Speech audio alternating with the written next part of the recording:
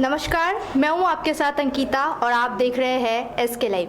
आज एक बहुत ही अहम मुद्दे पर चर्चा करने के लिए हम आप सभी के साथ जुड़े हैं और मेरे साथ स्टूडियो में मौजूद है राजनीतिक विशेषज्ञ पराग विश्वास जी। नमस्कार। तो बांग्लादेश की जो अभी वर्तमान स्थिति है इसके बारे में हम कुछ सवाल लेकर आज यहाँ राजनीतिक विशेषज्ञ के साथ जुड़े हैं।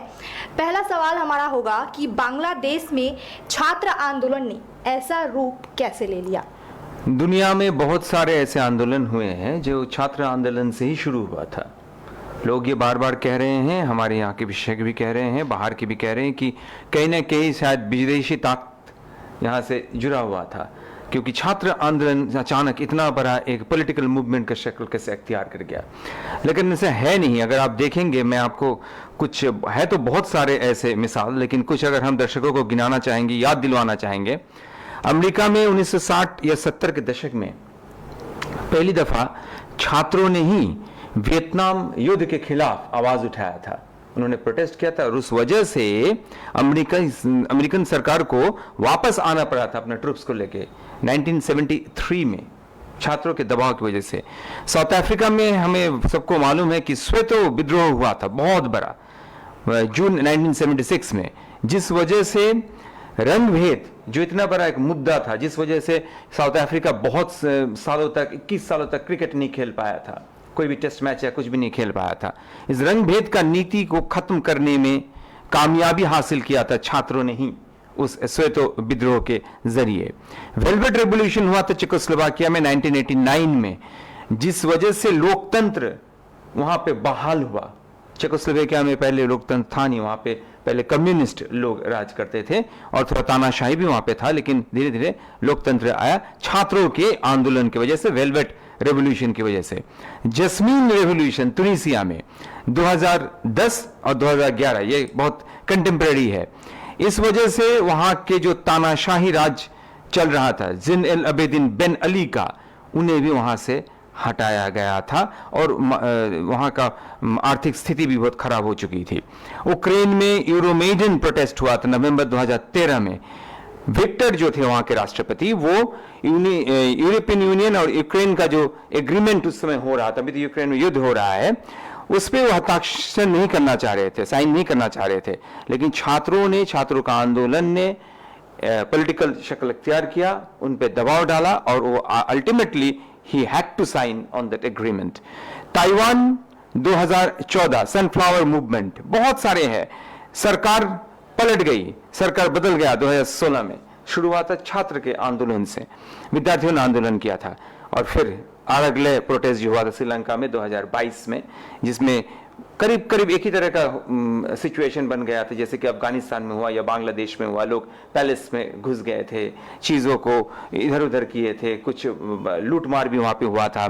श्रीलंका में भी ये जो बदहाली थी, आर्थिक बदहाली थी और खराब प्रशासन के खिलाफ उन्होंने आवाज उठाया था। सत्ता पलट हो गया, राजापाक्से को देश छोड़ना पड़ा था। जैसा कि आपने छात्र आंदोलन का एक रूप बताया कि किस तरीके से छात्र आंदोलन देश में बदलाव कर सकता है, तो इसी के बाद हम जब कानून व्यवस्था की बात करें तो पाकिस्तान और बांग्लादेश में बराबर या बार बार से सामरिक शासन, आर्मी रूल क्यों लागू हो जाता है? इसका क्या कारण है, इस पे हम बात करेंगे। हाँ, सामरिक शासन इसलिए लागू होता है क्योंकि अगर कोई भी राष्ट्र विज्ञान के छात्र हैं, उनको मालूम है कि एक राष्ट्र का नींव जो होता है, जो बुनियाद होता है, उस पर कुछ कंडीशन रहता है। कंडीशन यानी एक राष्ट्र एक मजहब, एक राष्ट्र एक भाषा जुबान, ठीक है। तो जिन जिन देशों में हमने देखा है, जो छोटे देश है जहां का आबादी 20 करोड़ से नीचे है, वहां पे, और जहां के लोग ज्यादातर एक ही भाषा बोलते हैं, जैसे कि बांग्लादेश में अल्पसंख्यक है, हिंदू है, क्रिश्चियंस भी है, लेकिन वो बंगला बोलते हैं। सारे बांग्लादेश में बंगला भाषा बोलने वाले लोग हैं। और एरिया, अगर आपका टोपोग्राफिकल एरिया अगर ऐसा हो कि आप जल्दी से उसको कंट्रोल कर सकते हैं, तो जब भी कुछ खतरा मंडराता है मुल्क के ऊपर, तो सामरिक जो ताकतें हैं वो उसे नियंत्रण में ला सकते हैं। जैसे भारत में अनेकता में विविधता में एकता है। हमारे यहाँ इतने सारे लोग यहाँ पे बसते हैं, तरह तरह के उनके मांग हैं। मान लीजिए अगर बंगाल में कोई आंदोलन है तो उसका कोई असर तमिलनाडु में नहीं पड़ने वाला है। इसलिए पूरे देश को इस तरीके से, भारत का तो छोड़ दीजिए, भारत का पुराना लोकतांत्रिक अपना एक ढांचा है, लोकतांत्रिक एक इतिहास है, गर्व भरा इतिहास, हमें नाज है भारत के लोकतंत्र पर। लेकिन इन सब देशों में होता है, देखिए पाकिस्तान में हुआ है, बांग्लादेश में हुआ है, यह सामरिक शासन इन सब कारणों की वजह से होता है। और उथल पुथल जैसे कि अफगानिस्तान में हुआ, श्रीलंका में हुआ है, वहां पर भी देखिए इस तरीके से कारण से होता है, क्योंकि श्रीलंका में लोग सिनलीजी बोलते हैं, तमिल भी सिनलीजी बोलते हैं, अफगानिस्तान में एक ही भाषा ज्यादा लोग बोलते हैं, पाकिस्तान में कुछ भाषा भाषी के लोग हैं, सिंध प्रोविंस में, पंजाब है अलग अलग अलग, नॉर्थ ईस्ट फ्रंटियर प्रोविंस है, बलूचिस्तान है अलग है। लेकिन पाकिस्तान में भी छोटा सा आबादी उसका ज्यादा नहीं है, नियंत्रण करना आसान है, मतलब बंजर जगह ज्यादा है। और एक अंत में मैं कहना चाहूंगा कि नफरत के बुनियाद पर बना दोनों ही मुल्क, क्योंकि पाकिस्तान और बांग्लादेश, ईस्ट पाकिस्तान, पूर्वी पाकिस्तान और पश्चिम पाकिस्तान था, तो नफरत के बुनियाद पर बना हुआ मुल्क जो है, आप देखिए वहां पे आर्थिक बदहाली भी है। लेकिन बांग्लादेश में कुछ अच्छा होने जा रहा था, लेकिन कहीं ना कहीं वो पटरी से डगमगा गया, उनका आर्थिक स्थिति भी डगमगा गया, इंप्रूवमेंट हो रही थी, डेवलपमेंट हो रही थी, विकास हो रही थी। यही कारण है, मैं समझता हूं सबसे बड़ी कारण ये है कि आप जिस पॉपुलेशन को कंट्रोल कर सकते हो, जिस आबादी को आप नियंत्रित कर सकते हो आसानी से, वहां पे जो एम्बिशियस जनरल्स है वो अक्सर ये करते हैं। आप वेस्टर्न कंट्रीज में भी देखेंगे तो यही हालत है। तो जब अब बात हो रही है एक दूसरे देश की, तो जब देश की बात होती है तो बात नागरिकों की भी होती है, और जब नागरिक की बात होती है तो अल्पसंख्यक को कैसे भूल सकते हैं। यहाँ पर अल्पसंख्यकों पर इतना ज़्यादा अत्याचार क्यों हो रहा है, इसको लेकर क्या कहेंगे? देखिए एक बात मैं आपको बताता हूँ, नए सरकार में जो नया उनका जनरल है वकारुज्जमान, उन्होंने बार बार ये कहा है, राष्ट्रपति ने भी कहा है कि इस सरकार में हम कोशिश करेंगे अल्पसंख्यक का नुमाइंदगी हो, रिप्रेजेंटेशन हो, आदिवासी और अल्पसंख्यकों का। क्यों? क्योंकि उनको भी ये लगा है कि कहीं ना कहीं ये जो छात्र आंदोलन था उसने सियासी शक्ल इख्तियार किया और उसके बाद धीरे धीरे अल्पसंख्यकों पर हमला हो रही है। लेकिन मैं आपको बता दूं, ये जो अल्पसंख्यकों पर हमला हो रही है इसका भी एक बहुत बहुत जायज कारण है, या जायज कारण होने की वजह से अल्पसंख्यकों पर हमला होनी चाहिए, मैं नहीं कह रहा हूं, लेकिन इसका कारण देखिए आप, जिस तरीके से इसको पेश किया जा रहा है सामने, वैसा मुझे व्यक्तिगत रूप से लगा नहीं है। क्योंकि देखिए साकिब अल हसन, मशरफ मुर्तजा, ये पाकिस्तान के, ये बांग्लादेश के बहुत अच्छे क्रिकेटर्स हैं, इन्होंने भारत को कई दफा शिकस्त दिया है। मशरफ मुर्तजा ने एक बार तो हमें वर्ल्ड कप से बाहर निकाल दिया था सिंगल हैंडेडली, और शाकिब अल हसन का बहुत सारे रिकॉर्ड्स हैं, सबसे ज्यादा विकेट इन्होंने हासिल किया है T20 क्रिकेट में। ये उनके देश के फख्र के क्रिकेटर्स हैं, इन पर फख्र है, उनको नाज है। इन पर हमला हुए हैं, इनके घर जला दिए गए हैं। 2 फिल्म एक्टर सलीम खान, इनको मारा गया है, इनके बच्चे को, मतलब एकदम नौजवान लड़का है एक्टर शांतो खान, जो हिंदुस्तान में भी काम करके गए, इन्हें भी मारा गया है। देखिए कारण ये है, जो भी लोग सरहद पार इधर आने का कोशिश कर रहे हैं, आप अगर इंटरव्यूज देख चुके हैं तो आप देखेंगे वो बार बार ये कह रहे हैं कि हम अवामी लीग से जुड़े हुए थे। ये हमला अल्पसंख्यकों पर नहीं हो रहा है, यह हमला अवामी लीग के समर्थकों पर हो रहा है। यह स्पष्ट रूप से हमें जानना चाहिए। क्या कहा जा रहा है, आप आज भी मैंने सुबह एक वीडियो देखा जहां पे आधिकारिक तौर पे यह पुष्टिकरण की गई है कि वहां के लोग जो है, मौलवी है, वो जा रहे हैं मंदिरों में, वो जाके बता रहे हैं कि दादा अपना भालो आছেন तो আমরা আছি কিন্তু সঙ্গে। इसका मतलब ये है कि वो जो मंदिर का पुरोहित है, उनका जो लोग है, परिवार के लोग हैं या आसपास के लोग हैं, हिंदू धर्म के, दूसरे धर्म के लोग हैं, उन पर हमला करने का इरादा उनका है नहीं। उनका सिर्फ हमला करने का इरादा उन पे है जो अल्पसंख्यक हो, बहुसंख्यक हो, जो अवामी लीग के साथ जुड़े हुए थे। ये मजहबी दंगा नहीं है, ये सियासी रोष है लोगों में, सियासी तरीके से वो खफा है अवामी लीग के खिलाफ। क्योंकि जिस तरीके से इलेक्शंस किया गया, सारे लोग बॉयकॉट किए, सारे पार्टीज, जो एक तानाशाही कुछ हद तक कायम तो जरूर हुआ था हसीना का, उसके खिलाफ उनका आवाज है। जो हो रहा है उसका हम निंदा करते हैं जरूर, कोई भी राइट थिंकिंग आदमी उसका प्रशंसा नहीं कर सकते, उसका निंदा करते हैं, हम कंडेम करते हैं इन द स्ट्रॉन्गेस्ट लैंग्वेज। लेकिन इसका मिस इंटरप्रिटेशन हो रहा है, हिंदुओं पे, अल्पसंख्यकों पर हमला नहीं हो रहा है उस तरीके से, हमला हो रहा है सियासी हमला, सीधे तौर पे उन्हीं पे हमला हो रहा है जो आवामी लीग के समर्थक थे, चाहे वो किसी भी मजहब के लोग क्यों ना हो। अब जैसा कि बांग्लादेश जो है भारत का पड़ोसी देश है और जो बांग्लादेश बॉर्डर है वो सिलीगुड़ी के भी बहुत ही नज़दीक है, तो इसका यहाँ पर क्या प्रभाव पड़ेगा? सिलीगुड़ी पे प्रभाव जो पड़ेगा वो ये है कि यहाँ से बहुत सारे लोग, चूंकि सिलीगुड़ी काफी नजदीक है और बॉर्डर इलाके के, जो पेट्रापोल बोलिए, बेनापोल बोलिए या फाशीदवा बोलिए, हमारे फुलबाड़ी बोलिए, यहाँ के बहुत सारे लोग जिनके परिवार हैं बांग्लादेश में, पहली बात तो यह हुआ कि उनमें वो खफा है लोगों से वहां बांग्लादेश के कि क्यों ऐसा हो रहा है, और उनमें खौफ भी है कि उनके परिवार के लोगों के साथ क्या हो रहा है, क्या बीत रहा है। ये एक असर है। दूसरा असर है व्यापार का असर। बहुत सारे लोग ऐसे हैं, बॉर्डर्स पे होता है, जो व्यापार करने जाते हैं, व्यापार करके आते हैं, और सबसे बड़ी मुश्किलों का सामना लोगों को ये करना पड़ेगा कि हमारे यहाँ पे मैं व्यक्तिगत रूप से बहुत सारे ऐसे लोगों को जानता हूं जो वहां पे जाते हैं, वहां पे संगीत का समारोह होता है तो जाते हैं। यहाँ से राजवंशी समाज के लोग वहां जाते थे ज्यादा, क्योंकि वहां भी राजवंशी है। यहाँ के जो आपके कल्चरल एक्सचेंजेस होता था, सांस्कृतिक दुनिया से जुड़े हुए लोग हैं, जो यहाँ के डांसर्स हैं, हमारे जो हमारे यहाँ के रिसाइटर्स हैं, जो कविता बोलते हैं, वो जाके वहाँ पे कविता पाठ करते थे। इस तरीके से क्या हुआ है कि यहाँ पे बॉर्डर में जो है, जैसे कि हमारे यहाँ पे सनडाउन के समय हफ्ता के 2 दिन हम जानते हैं फुलवाड़ी में वहाँ पे सनडाउन परेड होता था, जैसे कि अटारी बॉर्डर में होता है पाकिस्तान के वहां पे। तो ये सारी चीजें थी। और सबसे बड़ी जो प्रॉब्लम है, सिर्फ बॉर्डर के इलाके को लेके नहीं, लोगों में एक शांति का, अमन का एक वातावरण बन चुका था कि बांग्लादेश में मैंने देखा है पिछले 4-5 सालों में बहुत सारे लोग बांग्लादेश गए हैं और बांग्लादेश के बहुत सारे लोग यहाँ पे आना चाह रहे हैं।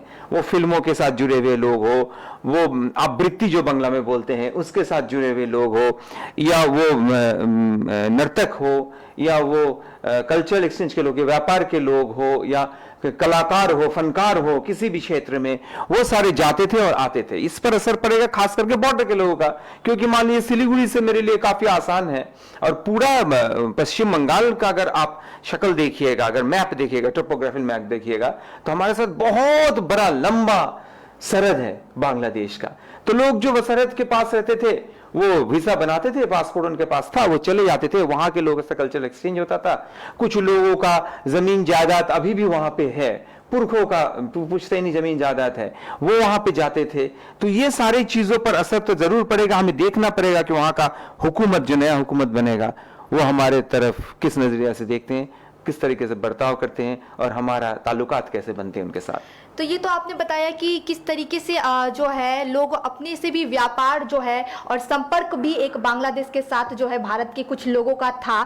लेकिन इसके थोड़ा सा हटके अगर हम व्यापार की बात करें आर्थिक तरीके से, कि जैसे कि आयात निर्यात कुछ दिन पहले बंद होने के कारण, 3 दिन बंद होने के कारण ऐसा कहा गया कि यहाँ सिलीगुड़ी फुलबाड़ी बॉर्डर की अगर बात करें तो 4 करोड़ रुपए का नुकसान हुआ था। तो इस तरीके से कितना नुकसान व्यापार में होगा? मैं आपको बता रहा हूं, जब 29 जुलाई का एक स्टैटिस्टिक्स में आपको दे रहा हूं, 29 जुलाई का बांग्लादेश का इकोनॉमी के बारे में, अर्थनीति के बारे में कहा जा रहा है कि $10 बिलियन का नुकसान हुआ है, $10 बिलियन का। और वहां से खड़ा होकर फिक्की, हमारा जो foreign investors chambers of commerce and industry है, फिक्की ने यह कहा था 29 जुलाई को कि $100 मिलियन का नुकसान 7 तारीख के अंदर अंदर हो जाने वाला है। ये पूरा, ये सिर्फ आपका ट्रेड की वजह से नहीं, व्यापार की वजह से नहीं, वहां पे जो स्थिति है, जो अस्थिरता पैदा हो चुकी है वहां पे, जिस तरीके से वहां पे वायलेंस हो रहा है, जिस तरीके से हिंसा फैल रही है, इससे साफ जाहिर है कि आर्थिक, सबसे पहले आप याद रखिएगा, जब भी कोई हिंसा फैलता है, निवेश आना बंद हो जाता है, व्यापार क्षतिग्रस्त होता है, नुकसान पहुंचता है। और सबसे बड़ी बात है कि बांग्लादेश का जो टाका है वो डिवैल्यूड हुआ है, उसका मतलब डिवैल्यूएशन हुआ है। और जीडीपी को अगर देखें, जीडीपी, सबसे मुश्किल की बात यहां पे यह है कि हम ये कह रहे हैं कि तानाशाह सरकार था, लेकिन इस बात से हम इनकार नहीं कर सकते, इस बारे में कोई दो राय नहीं है कि जीडीपी बेटर हुआ था। GDP is the index of the economic development of a country.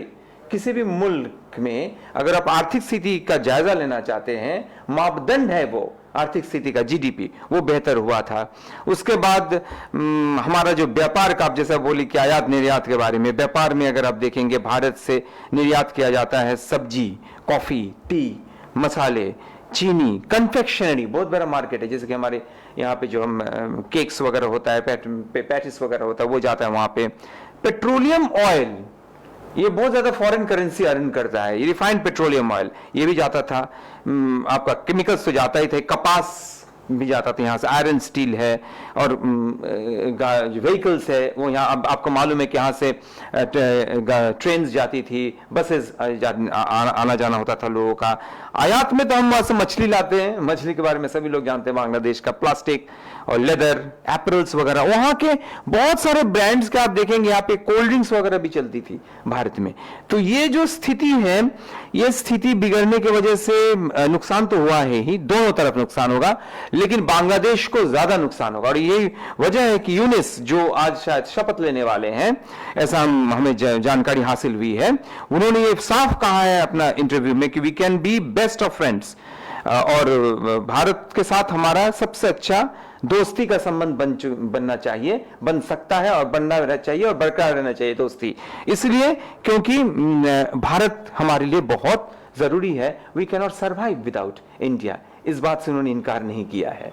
तो ऑब्वियसली जो बॉर्डर में लोग हैं उनको खराब तो लगेगा ही, बहुत सारा उनको क्षति पहुंचेगा और नुकसान भी होगा। सबसे ज्यादा नुकसान होगा, मैं समझता हूं आर्थिक नुकसान ही सबसे बड़ी होगा। और उनका तो आज मैं कुछ बच्चों के साथ बात कर रहा था इस स्कूल में, मैंने उनसे कहा कि आप हाथ उठाइए, कितने लोग आपके रिश्तेदार बांग्लादेश में। आप बिलीव नहीं करोगे, करीब 50-60 बच्चों में से 30 से 40 बच्चे उन्होंने हाथ उठाया कि हमारे लोग बांग्लादेश में है। तो ये स्थिति है बॉर्डर में। जैसा कि आपने बताया कि जो राजनीतिक, जो लोग राजनीति से जुड़े हुए हैं, वो भारत के साथ जो है बांग्लादेश का अच्छा संपर्क होने का बार बार दावा भी करते हैं और उम्मीद भी जताते हैं।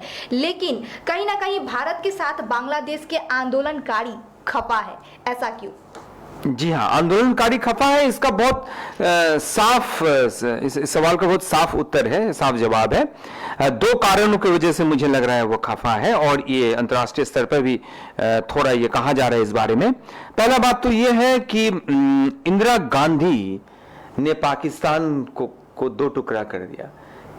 अभी इतने साल बाद बांग्लादेश के लोग पहले इंदिरा गांधी को बहुत मानते थे, बंगबंधु को बहुत मानते थे, और 15 अगस्त 1975 इसी महीने में आपको शायद पता होगा कि सामरिक शासन स्थापित हुई थी बांग्लादेश में, और उस समय मुजीबुर रहमान के पूरे फैमिली को, 18 जन को मार दिया गया था। सिर्फ बची थी हसीना और उनके साथ मतलब शेख रेहाना, जो अभी भी उनके साथ है, उनका बहन है, सिस्टर है उनका, और हसीना की शौहर और उनके बच्चे। और हसीना वाजिदन रेहाना वो यूरोप में थे उस समय भी 6 साल वो भारत में रही थी पॉलिटिकल असाइलम लेके, ठीक है। और उसके बाद वो प्रेसिडेंट बनी 16 फरवरी 1981 में अवामी लीग का, और फिर हम बांग्लादेश वो 17 मई 1981 में वो वापस आई। तो सवाल ये है कि उस समय तक भारत के लिए बहुत बहुत प्यार मोहब्बत था बांग्लादेश के लोगों में। समय के साथ साथ कहीं ना कहीं जमात या बीएनपी, ये जो दल आए, उन्होंने शायद ये बताया लोगों को, और शायद ये नैरेटिव बना कि एक्चुअली पाकिस्तान के चंगुल से आजाद हमें वो नहीं किए, यहां पे भारत का शायद खुद का कोई इंटरेस्ट था। क्या इंटरेस्ट था? यानी दुनिया में ऐसा कोई मुल्क नहीं था जिसके बीच इतना बड़ा मुल्क हो। मैं कह रहा हूं मशरकी पाकिस्तान और मगरबी पाकिस्तान के बीच, यानी पूर्व पाकिस्तान और पश्चिम पाकिस्तान के बीच इतना सेफ पैसेज भारत मतलब पश्चिम पाकिस्तान के हुकूमत को नहीं देना चाह रहा था कि पूर्व पाकिस्तान में जाए, क्योंकि हुकूमत एक ही था। इस तरीके का देश आप मुझे बताइए दुनिया में कहीं है? कहीं नहीं है इस तरीके से लैंड लॉक्ड कंट्री। तो भारत के लिए मुश्किल हो रहा था कि आप सोचिए पाकिस्तान के हवाई जहाज भारत के ऊपर से जाएगा, उनका सामरिक हवाई जहाज भारत के ऊपर से जाएगा, तो कुछ स्ट्रेटेजिक प्रॉब्लम्स तो थे। लेकिन उस समय इंदिरा गांधी क्या सोच के की थी ये कहना बहुत मुश्किल है। अगर वो जीवित होते तो हम पत्रकार के रूप से उनको पूछ सकते थे, लेकिन उनमें ये सोच अभी नैरेटिव बना है कि शायद अपने लिए, अपना मंशा के लिए, अपने इंटरेस्ट के लिए इंदिरा गांधी आगे आई थी और हमें उन्होंने लिबरेट किया अपने इंटरेस्ट के लिए और हमें कमजोर बना दिया। हम दो पाकिस्तान अगर एक रहते तो हम भारत को हर समय डरा सकते, एक बड़ा शक्ति होता जो भारत को चुनौती दे सकते, लेकिन इसी वजह से शायद डर के मारे भारत ने हमें अलग कर दिया, कमजोर कर दिया। दूसरी बात यह है, दूसरी रीजन यह है कि सबसे मजे की बात यह है कि चाइना और भारत काफी लड़ाई करता है आपस में, बॉर्डर में भी। लेकिन जब हसीना की बारी आई, उनकी कैंडिडेचर की बारी आई कि वो कैंडिडेट बन रही अवामी लीग का, भारत और चाइना दोनों ने ही सपोर्ट किया था। और ये जो सपोर्ट हुआ था, क्योंकि एक जगह पे जब आप लोकतंत्र सही तरीके से स्थापित नहीं कर रहे हैं, जहां पे लोग में बहुत भड़ास है सरकार के खिलाफ, उस सरकार के साथ आप दोस्ती कर रहे हो, ये न्यूट्रल लग रहा है कि आप सोचिए, इस बारे में भी वहां के लोग खफा, they are angry with India because India supported Hasina who according to them was a dictator. ये दूसरा कारण है। ये दोनों ही कारणों की वजह से बांग्लादेश के लोग थोड़ा खफा हो गए पिछले 15 साल में हमसे। अब जो बात सामने आ रही है, जैसा कि हम देख रहे हैं, बांग्लादेश में जो वर्तमान स्थिति है चिंताजनक बनी हुई थी, और इसको लेकर क्या कुछ बदलाव बांग्लादेश में हो सकते हैं? देखिए, स्थिति काफी अजीब बना हुआ है। चूंकि सामरिक जो ताकत है वहां की, मैंने कुछ देर पहले कहा, जनरल वकारुज्जमान जो है वो सारे डिक्लेरेशंस कर रहे हैं। इस चीज को आप देखिए, मतलब राष्ट्रपति तो बैठे हुए हैं, उनके साथ बात भी हुई है।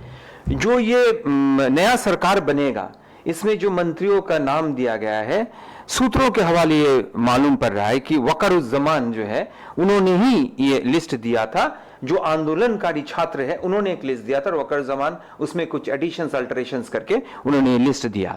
यहां तक कि आज शपथ ग्रहण होगा, ये बात भी उन्होंने ही डिक्लेयर किया मीडिया के सामने। तो एक नियंत्रण जो है आर्मी का वो बना हुआ है, नंबर 1। नंबर 2, जब हसीना देश से निकल चुकी है, भारत में अभी वो पनाह लेके है हमारे यहां, तो खालिदा जिया की तरफ आप देखिए।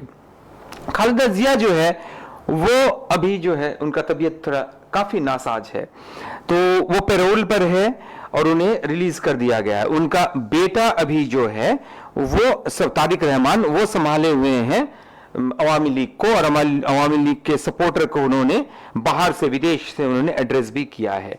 जमात यहां पे खड़ा हुआ है, बीएनपी और अवामी लीग आमने सामने है। अवामी लीग बहुत कमजोर हो चुका है, उनके मंत्री सब भाग रहे हैं, सब छुपे हुए हैं। इस स्थिति में एक पॉलिटिकल वैक्यूम बन चुका है बांग्लादेश में। आने वाले समय में क्या होगा, आपका सवाल था कि असर क्या पड़ सकता है। अगर आप देखेंगे, आर्मी का जो भूमिका है यहां पे, उनका एक हिस्सेदारी है सरकार में, वो रखेंगे। अभी जो बच्चे जो है जो लड़ाई कर रहे थे, उनका यह कहना है कि हम कोई भी सामरिक शासन के खिलाफ है, हम राष्ट्रपति शासन के भी खिलाफ है। लेकिन अभी मजे की बात देखिए कि ये जो सारा सरकार नया बनने जा रहा है, इस पे अपने आप को पूरी तरीके से जो प्रभाव है और जो हावी है पूरी तरीके से, ये है वकारुज्जमान और उनका राष्ट्रपति। ये दोनों इन पे पूरी तरह हावी है। अभी देखिए 84 साल के ये मोहम्मद यूनिस है, इनसे ये कहा गया है कि आप आइए पेरिस से, आप बागडोर संभालिए यहां पे। ये तो खुद एक बैंकर थे, अर्थशास्त्री हैं, ये आए हैं अभी हुकूमत करने। अभी इनके खिलाफ हसीना सरकार का भ्रष्टाचार का आरोप था। उन्होंने लोन शार्किंग चार्जेस है उनके खिलाफ, लोन शार्किंग किया था, वो देश से बाहर चले गए थे, बहुत सारे मामले भी इनके खिलाफ हुआ था। और ये छोटा जो मुल्क है ना, यह देखिए, हसीना जब पावर में आई थी, खालिदा जेल में थी, खालिदा पावर में आई थी तो हसीना जेल में थी। अजीब सा स्थिति है। अभी भारत सरकार से ये कहा जा रहा है, वहां का जो बार एसोसिएशन है वो कह रहे हैं कि आप खालिदा आप हसीना को वापस कर दीजिए हमें। खालिदा जिया अभी भागडोर संभालने जैसे है नहीं। क्या लोग वहां के, अगर इलेक्शंस होती है जैसे कि इलेक्शंस के बारे में कहा जा रहा है, तो क्या तारिक रहमान को मान लेंगे? क्या मोहम्मद यूनुस अपना जगह इतना आसानी से छोड़ देंगे? और सबसे बड़ी चीज यह है कि मोहम्मद यूनुस ने कुछ बात खुद कहा है। उन्होंने कहा है कि हमारे जो बच्चे बांग्लादेश के थे, वो जो लड़ाई कर रहे थे, जो आंदोलनकारी थे, उन्होंने साफ उनको मैसेज दिया है, वही मैसेज दिया है जो मैं थोड़ी देर पहले जिक्र किया था, कि वो सामरिक शासन नहीं चाहते हैं, वो कोई भी प्रेसिडेंशियल सरकार, राष्ट्रपति शासन भी वहां पे नहीं चाहते हैं। और उन्होंने ये कहा है, दो शब्द उन्होंने कहा है जो मुझे कुछ अटपटा सा लगा है। पहली बात तो उन्होंने ये कहा है कि फैंटास्टिक सेलिब्रेशन हुआ है। जो हुआ है हसीना जाने के बाद, वो किसी भी स्तर पर, अंतर्राष्ट्रीय स्तर पर, कोई भी सही दिमाग के इंसान ये नहीं कह पाएंगे कि वो फैंटास्टिक सेलिब्रेशन था। वो किसी भी नजरिए से फैंटास्टिक सेलिब्रेशन तो था नहीं। इतने लोगों को मार डालना, इतने पुलिस को मार डालना, आप कानूनी तौर पे किसी के खिलाफ मामला चला सकते हैं कि इन्होंने कत्ल किया है छात्रों का, इसके खिलाफ मामला चले, ये आप रस्ते में विचार नहीं कर सकते हैं लोगों का इस तरीके से। ये फैंटास्टिक सेलिब्रेशन नहीं था।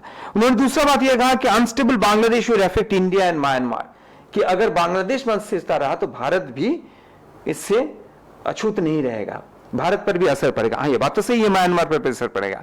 और सबसे मजे की बात जो मुझे लगा, फनी साइड, उन्होंने ये कहा कि भारत हमारे साथ, भारत ने यह कहा था कि बांग्लादेश का यह अंदरूनी मामला है, क्योंकि बांग्लादेश एक सॉवरेन कंट्री है। तो इस पर उन्होंने विरोध जताया है। उन्होंने कहा है कि भारत को बांग्लादेश की इस स्थिति के बारे में कुछ स्टेटमेंट देना चाहिए था। मतलब जो आंदोलनकारी है उनके साथ भारत का सिंपैथी होना चाहिए था।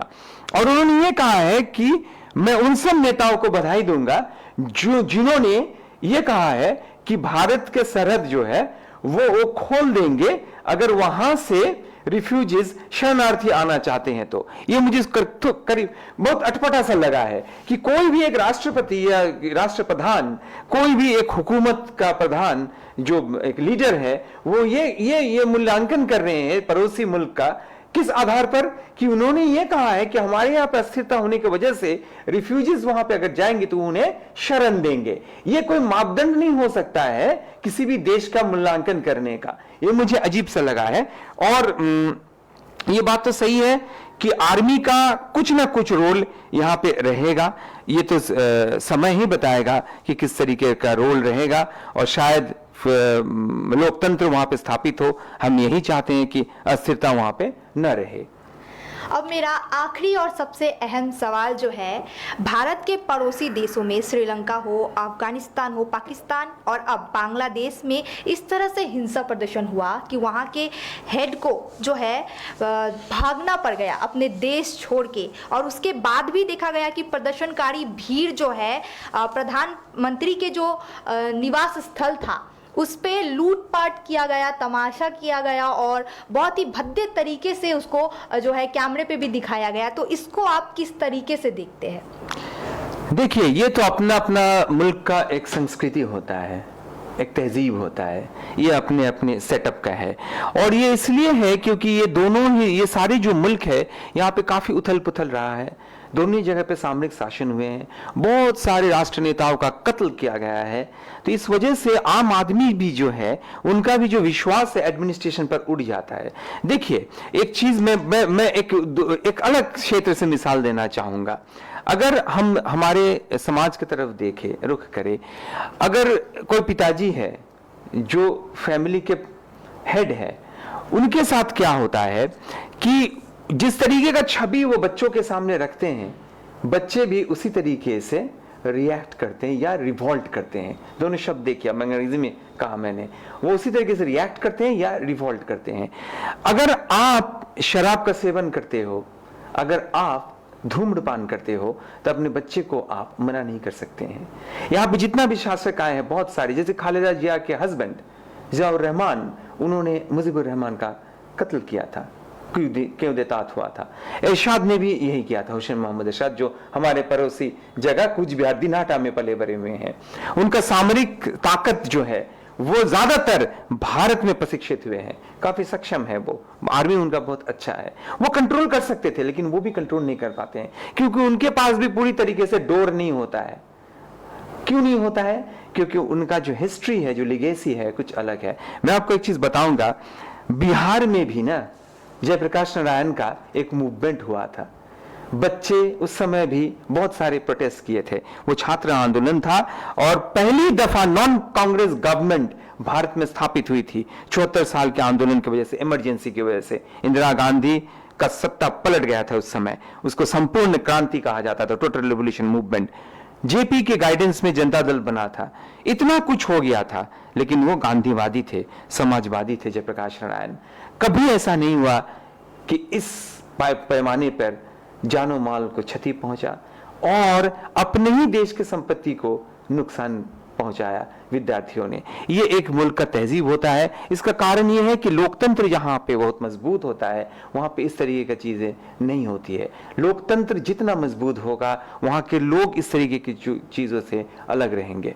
बांग्लादेश, पाकिस्तान, श्रीलंका, अफगानिस्तान में जब तक लोकतंत्र स्थापित नहीं होगा इस तरह की घटनाएं होने की संभावना है। हम उम्मीद करेंगे कि लोकतंत्र जल्दी वहां पे कायम हो और लोग खुशहाली में, अमन से, भाईचारे के साथ वहां रहे। चूंकि ये सारे देश जो है भारत के पड़ोसी देश है, तो क्या इसका प्रभाव भारत पर भी देखने को मिलेगा? जी नहीं, जी नहीं, जी नहीं। भारत का संस्कृति बिल्कुल अलग है। आप देखिए, ये जो देश है ना, आप रामायण में पढ़ेंगे, चूंकि रामायण एक मिथ है, फिर भी मैं कह रहा हूं, लेकिन हम रामायण को बहुत मानते हैं, भगवान राम को मानते हैं।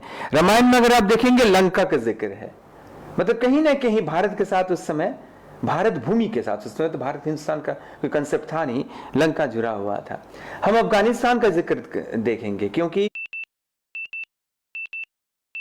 ढाका से लेकर कहां तक बना था, अटैक इन काबुल, अफगानिस्तान में।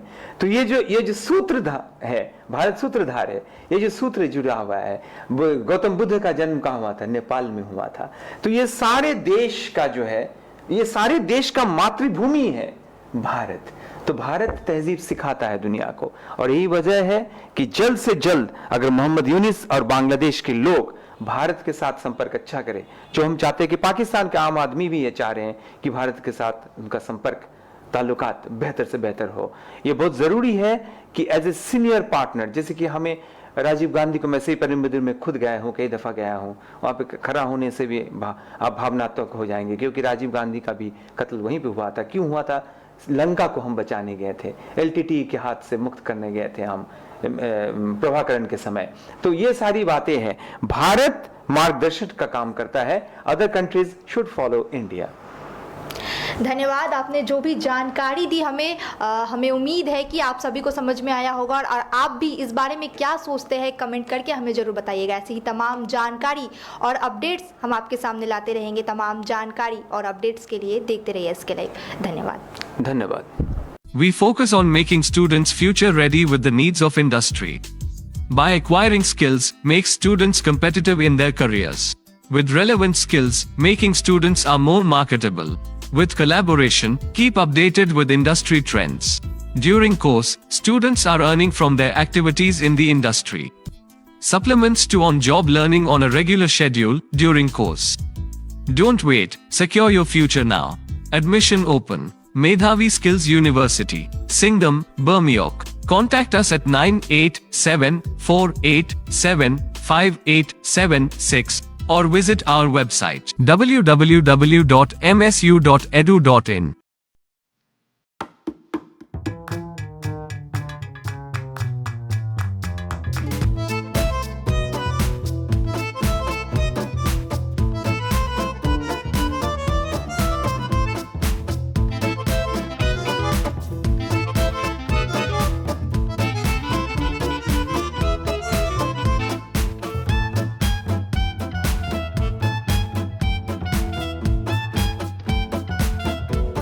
Can you believe this? के तपाईलाई थाहा छ सिलिगुडी फार्मेसीले हरेक औषधिमा दिइरहेको छ 22% छुट, साथै सिलिगुडीमा निशुल्क होम डेलिभरी।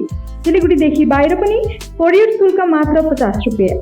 अर्डर गर्नलाई झट्ट सम्पर्क गर्नुहोस्। पसल बिहान 7 बजेदेखि राति 12 बजेसम्म खुल्ला रहनेछ। र यहाँ 99% औषधिहरू पाउन सक्नुहुनेछ। सिलिगुडी फार्मेसीमा एक पोलिक्लिनिक पनि छ जहाँ तपाईँ सिलिगुडीको प्रतिष्ठित डाक्टरहरूसँग सम्पर्क पनि गर्न सक्नुहुनेछ। Siliguri pharmacy, Netaji mode, Subhashpalli, contact number 9933990001। We